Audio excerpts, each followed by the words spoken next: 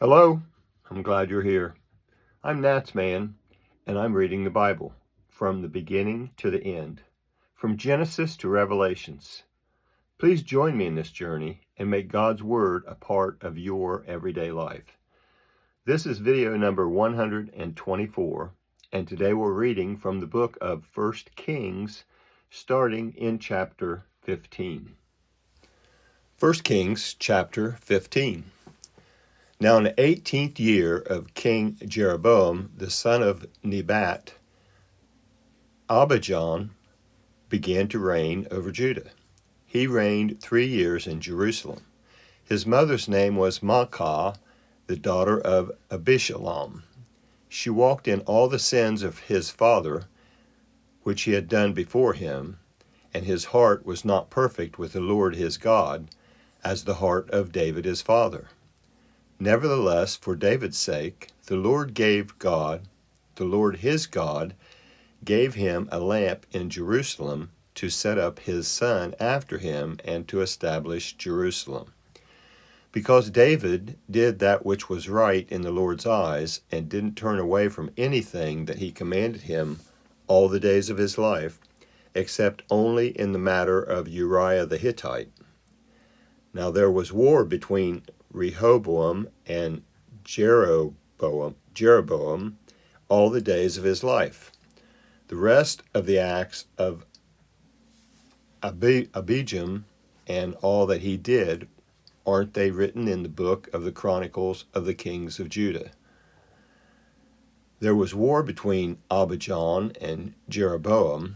Abijam slept with his fathers, and they buried him in David's city, and Asa, his son, reigned in his place. In the 20th year of Jeroboam, king of Israel, Asa began to reign over Judah. He reigned 41 years in Jerusalem. His mother's name was Maacah, the daughter of Abishalom. Asa did that which was right in the Lord's eyes, as David his father did. He put away the Sodomites out of the land and removed all the idols that his fathers had made. He also removed Maacah, his mother, from being queen because she had made an abominable image for an Asherah. Asa cut down her image and burned it at the brook Kidron.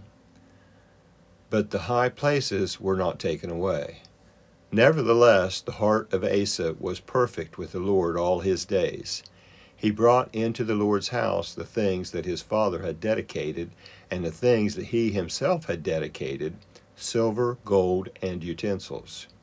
There was war between Asa and Baasha, king of Israel, all their days. Baasha, king of Israel, went up against Judah and built Ramah, that he might not allow anyone to go out or come in to Asa, king of Judah. Then Asa took all the silver and the gold that was left in the treasures of the Lord's house, and the treasures of the king's house, and delivered it into the hand of his servants.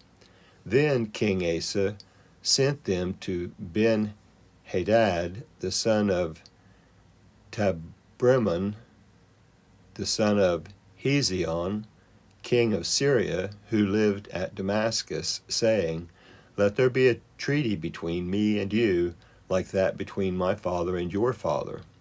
Behold, I have sent to you a present of silver and gold.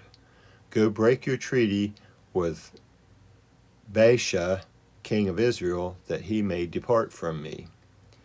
Ben-Hadad listened to King Asa, and sent the captains of his armies against the cities of Israel, and struck Ijon and Dan, and Abel-Beth-Maachah, and all Chinneroth, with all the land of Naphtali.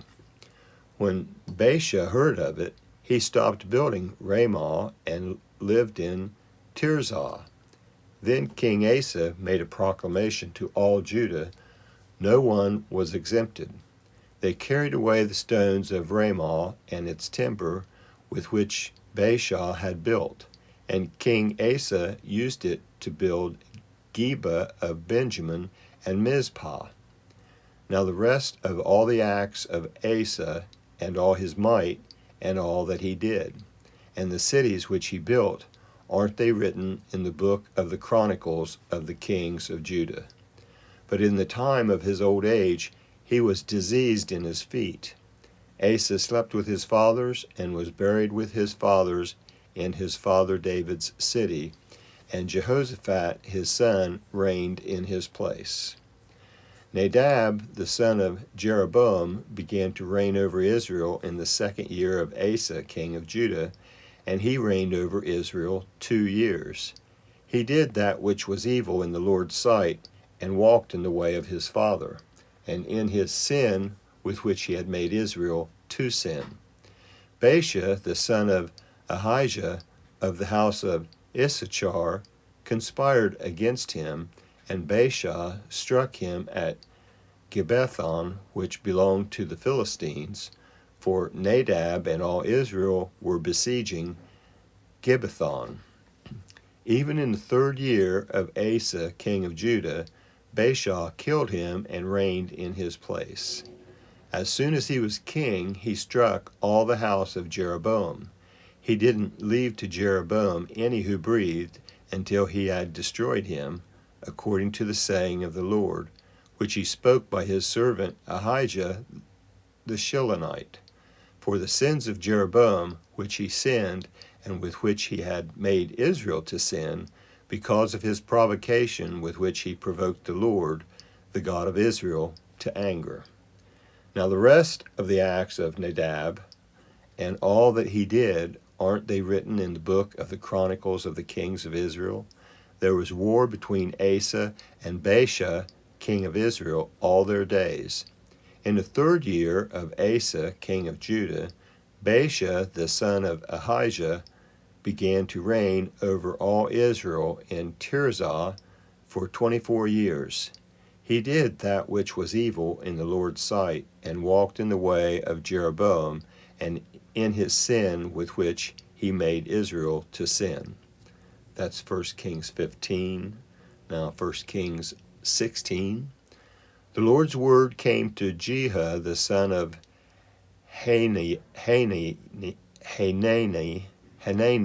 against Baasha, saying, Because I exalted you out of the dust and made you prince over my people Israel, and you have walked in the way of Jeroboam, and have made my people Israel to sin, to provoke me to anger with their sins, behold, I will utterly sweep away Baasha and his house, and I will make your house like the house of Jeroboam the son of Nebat.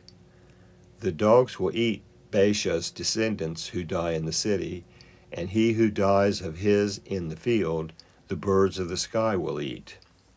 Now the rest of the acts of Baasha, and what he did, and his might, aren't they written in the book of the Chronicles of the kings of Israel? Baasha slept with his fathers, and was buried in Tirzah, and Elah his son reigned in his place. Moreover, the Lord's word came to the prophet Jehu and the son of Hanani against Baasha and against his house, both because of all the evil that he did in the Lord's sight, to provoke him to anger with the work of his hands, in being like the house of Jeroboam, and because he struck him. In the 26th year of Asa, king of Judah, Elah, the son of Baasha, began to reign over Israel in Tirzah for 2 years. His servant Zimri, captain of half his chariots, conspired against him.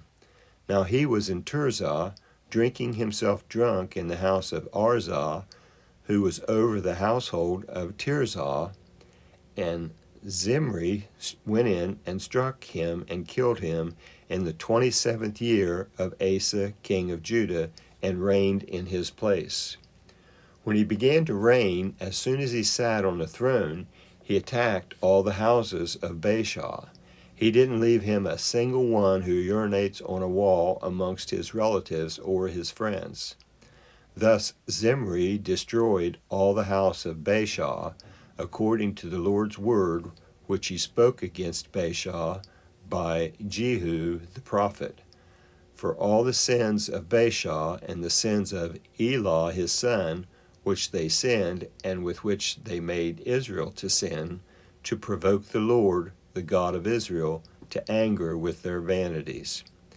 Now the rest of the acts of Elah and all that he did, aren't they written in the book of the Chronicles of the kings of Israel? In the 27th year of Asa, king of Judah, Zimri reigned 7 days in Tirzah. Now the people were encamped against Gibbethon, which belonged to the Philistines, and the people who were encamped heard that Zimri had conspired and had also killed the king. Therefore all Israel made Omri, the captain of the army, king over Israel that day in the camp.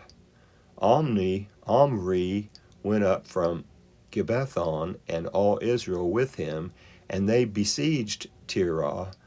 When Zimri saw that the city was taken, he went into the fortified part of the king's house, and burnt the king's house over him with fire, and died.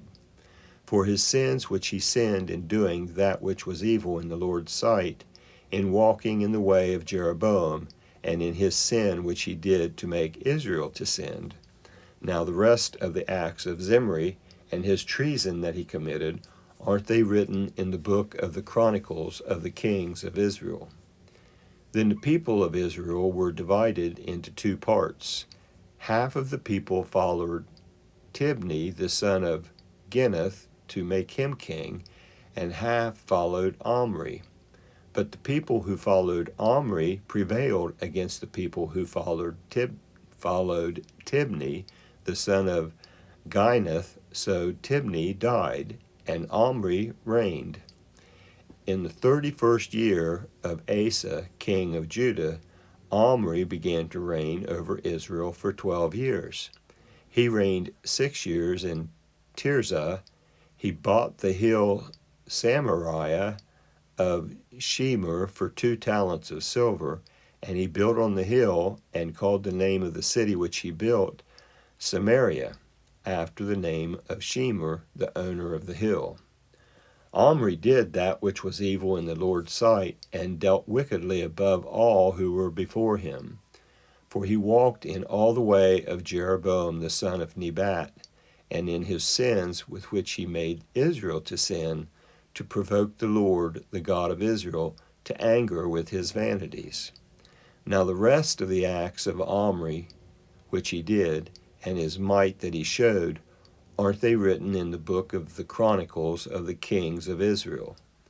So Omri slept with his fathers, and was buried in Samaria, and Ahab his son reigned in his place.